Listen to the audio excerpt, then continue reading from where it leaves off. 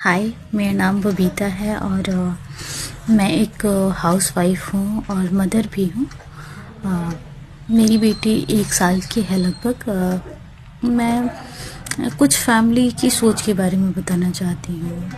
अक्सर फैमिलीज़ में ऐसा होता है कि आप अपने बच्चे को चाहते हो कि मतलब वो फ़ोन यूज़ ना करे, उसको फ़ोन में ना दूँ, मैं ना फ़ोन दिखाऊँ। पर फैमिली के कुछ मेंबर होंगे, हर फैमिली में, मतलब ज़्यादातर फैमिली में, हर फैमिली में तो नहीं कह सकती, पर कुछ फैमिली में होते हैं जो बच्चे को जानबूझ के फ़ोन देंगे। आपके मना करने के बाद भी आप बार बार बोलोगे कि नहीं, मुझे मेरे बच्चे को फ़ोन नहीं देना है, बट फिर भी वो फ़ोन देंगे।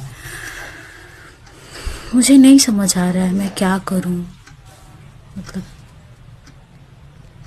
मेरे साथ भी ऐसी चीज़ें हो रही हैं। क्या करना चाहिए मुझे? आप लोग कमेंट में बताना, प्लीज़ लाइक करना।